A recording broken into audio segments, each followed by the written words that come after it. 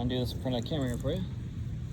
Look at it. So, let's see. Last time we met, we were doing the single figure eight, and that day we got to see a pretty cool application of the figure eight. So that's the knot that the tree climbing demonstration folks use to secure their lifeline to their hip harness.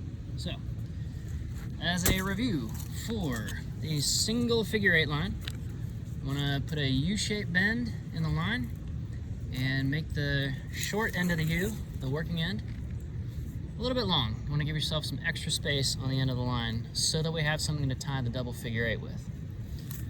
So put a bite in the line, a U-shape, and then cross it over to form a full loop, and then wrap it around the back end of the standing end of the line, the far end of the line, and we're starting to see that figure eight shape show up. Okay, so cross it in front to make the first loop, cross it behind the standing end of the line to make the second one, and then over and down through the first loop that you made, pull it through, and that is a figure eight. Looks like this. It is reflectionally symmetric. It's a nice, pretty knot. Okay, but don't pull it all the way tight. Once you have a single figure eight tied and some working end of the line left, you would put on your hip harness or whatever you need to securely attach to the end of the line. We're going to make a loop at the end of the line here, through which our safety harness attaches, through which some other heavy load that needs to be secured is attached, or whatever, if there's something to loop through on that. Take this and feed it back through. You want to reverse the direction that the line went through, so the snake is going to follow its own body back the opposite way. Okay, so it's coming out the bottom of the bottom loop, so it's gonna go back in that bottom end of the loop and then come up, wrap around, going the other direction around the standing end of the line.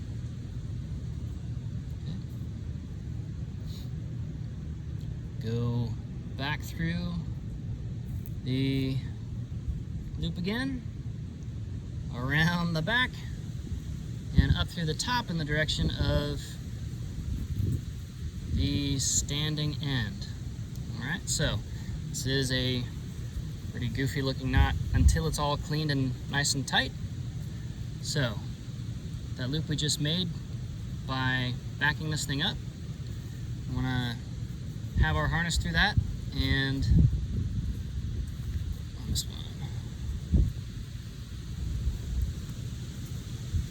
by feeding the line all the way through backwards the way it came, when we clean up a double figure eight, pull it gently tight.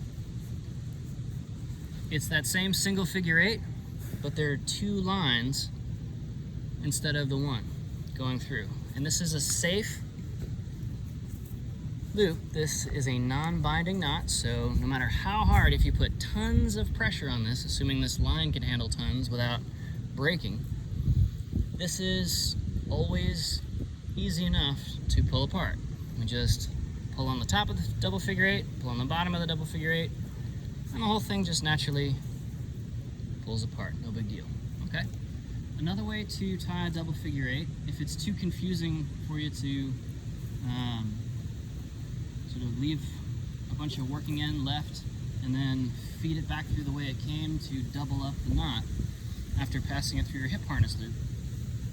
Another way to do it is just double up the whole thing, then tie a single figure eight, which is a double figure eight because you've already doubled the line before starting to tie the single figure eight. So in that case, we double the line, make that initial U shape, cross it over the standing lines, plural, wrap it around behind the standing lines, plural, and then bring the loop down through that first loop that we made. that is also a double figure eight, okay? And it's got that loop on the end, but it's not through the hip harness, okay? So, lots of different ways to tie a single to double figure eight, or to tie just a double figure eight straight up. Some people like to tie the double and then unstring one of those two lines on the double figure eight, loop it through your hip harness, and then feed it back through. It's just a way to remember, okay, this is how it goes.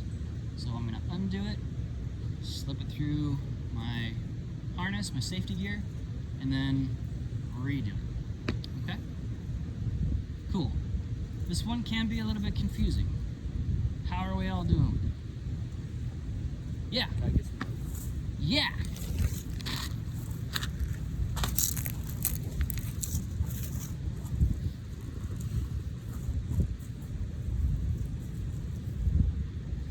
So, some knots, spins, and lashings put loops into a line at different places on the line. A single double or double figure eight tends to be used at one end of the line. So for example, you're tying this pretty close to the end of the line in the case of rock climbing or tree work, or on harness canyoneering, stuff like that for rappelling, for example. And this is a terminal loop, so it's a strong, safe, safety of life loop at the end of a line. Let's do another quick one, which has nothing to do with figure eights, to put a loop in the middle of the line. This is one called the Alpine butterfly that you can use to put lots of loops, one after the other, in a line and make something like a ladder, or stepping loops to climb up without having to use expensive or fiddly climbing rigs, for example. Super easy to do. All right, so that was the single and double figure eight. Now let's transition over to the Alpine butterfly. So, give yourself a little bit of line. This one takes a lot of line to tie. And using 2 fingers of your non-dominant hand, I want you to grab the standing end of the line in your pinky and ring finger, and then wrap once, twice, 3 times around your index and middle finger. Okay? This is what it looks like from my perspective. 3 wraps. All right, and just let this working end hang loose. Take the leftmost of those 3 if you are right hand dominant. So the first wrap that you made, I'm gonna take the leftmost one, the first wrap that I made, put it in the middle of the other 2, and then take the new leftmost one, pull it around the other 2, wrap it on top of the other 2, and push it through the middle of the other 2 loops. Okay? I'm gonna pull my hand out and clean the knot. The Alpine butterfly puts a loop, this is a light duty, not safety of life type knot, but a light duty loop in the middle of the line. Importantly, I didn't have to have access to the free end of the line. I didn't have to have access to the standing end of the line. I just needed a section of the line that was slack. So, in order to demonstrate that, I'll tie it again. So, in my non-dominant hand, holding the standing end, wrapping from the base of my fingers towards the tips of my fingers, 1, 2, 3 times with my dominant hand, my right hand in my case. And I take the innermost, the first of those 3 wraps, closest to my palm, kind of arrange it in between the other 2.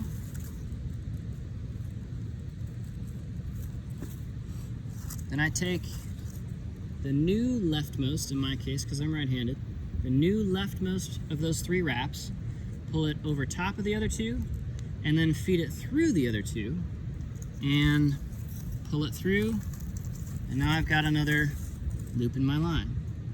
So if you tied 10 of these in a row, all about the same size loop, you could see how you could use those 10 loops like a foothold on a rope ladder. So this is a very common way to make, to rig up a simple and fairly quick like medical exfiltration out of a canyon or something like that. For somebody who's not super great at rock climbing, doesn't have a bunch of gear, you have a really long rope, tie a bunch of these footholds and handholds in and say, all right, just gently climb your way out. If the person is at least ambulatory. If they're not, then that's a whole other set of equipment like a Stokes litter, which is like a emergency litter with a mountain bike wheel on the bottom to wheel people out with. Okay? So, one more time on the Alpine butterfly. Wrap 1, 2, 3 times on your non-dominant hand. Move that first wrap in between the other two. Pull the new leftmost wrap, in my case, atop, and then feed it through the other 2 wraps. It will look like this.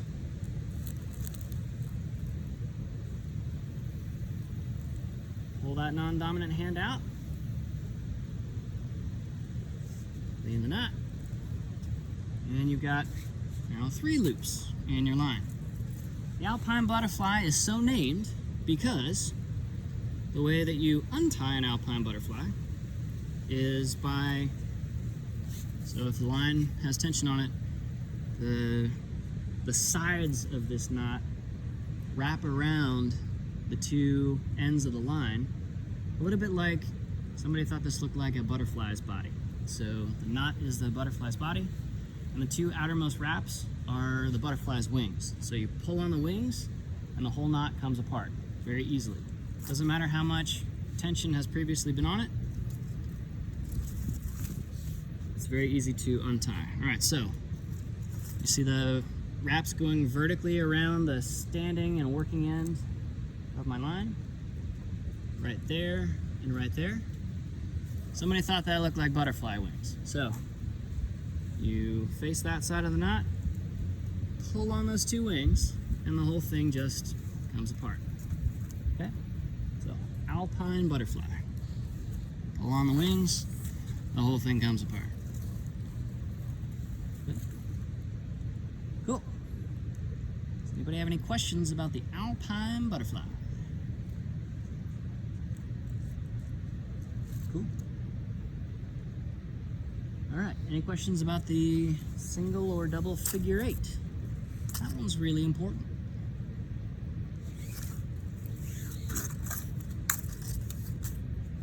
All right. In that case, let's wrap the lines. Does anybody have any questions about any of our earlier ones, like clove hitch or square knot or overhand knot, not square? Good to go? All right.